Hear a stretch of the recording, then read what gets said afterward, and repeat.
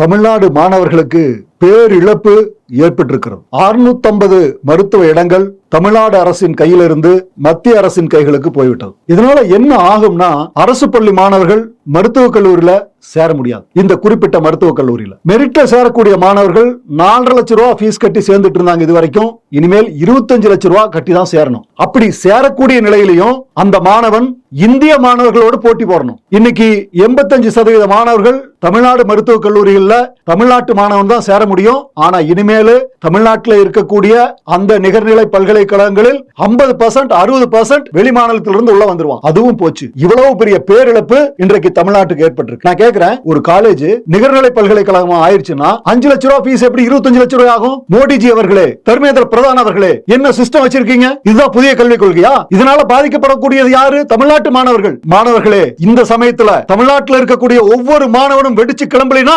தமிழ்நாட்டில் இனிமேல் கல்வி இருக்காது. கொஞ்சம் கொஞ்சமா மாத்திட்டு வர்றான். மெட்ரிகுலேஷன் ஸ்கூல்ல 30,000 ரூபாய் ஃபீஸ் வருஷத்துக்கு வாங்கிட்டு இருந்தான். மெட்ரிகுலேஷன் ஸ்கூல்ல சிபிஎஸ்இ மாத்தினா 3 லட்சம் ரூபாய் ஃபீஸ் வாங்குறான், 4 லட்சம் ரூபாய் ஃபீஸ் வாங்குறான். அப்போ சென்ட்ரல் கவர்மெண்ட் ஸ்கூல்னா 30,000 3 லட்சம் எப்படி ஆகும்? அதே மாதிரி காலேஜ் ஃபீஸ் 5 லட்சம் 25 லட்சம் எப்படி ஆகும்? தமிழ்நாட்டு மாணவர்களுக்கு மிகப்பெரிய பேரிழப்பு. கொதிச்சு எழ வேண்டும். ஆங்காங்க இருக்கின்ற கல்லூரி மாணவர்கள், மருத்துவ கல்லூரி மாணவர்கள், பொறியியல் கல்லூரி மாணவர்கள் இன்னைக்கு மெடிக்கல் சீட்டுக்கு வந்ததுதான் நாளைக்கு இன்ஜினியரிங் சீட்டுக்கு வரும். தொடர்ச்சியா தமிழ்நாட்டு மாணவர்கள் அழிக்கப்பட்டு விடுவார்கள். தமிழ்நாட்டினுடைய மாணவர்களுடைய உரிமை பறிபோய்விடும். எல்லா மாணவர்களும் தமிழ்நாட்டில் எல்லா கல்லூரிகளில் இருக்கிற மாணவர்களும் வெளியே வந்து போராடுவதற்கு தயாராக இருக்க வேண்டும். இந்த சீட்டு இந்த கல்லூரிய நிகர்நிலை பல்கலைக்கழகமாக மாற்றக்கூடாது. திருப்பி தமிழ்நாடு அரசினுடைய டாக்டர் எம்ஜிஆர் யூனிவர்சிட்டிக்கு கீழே தான் இந்த காலேஜ் செயல்படணும். மத்திய அரசாங்கம் திருப்பி கொடுக்கணும். மாநில அரசாங்கம் இதை வாங்கக்கூடிய முயற்சிகளை மேற்கொள்ளணும். இனிமேல் தமிழ்நாட்டில் இருக்கக்கூடிய கல்லூரிகள், தமிழ்நாடு அரசின் கட்டுப்பாட்டில் இருக்கின்ற கல்லூரிகள்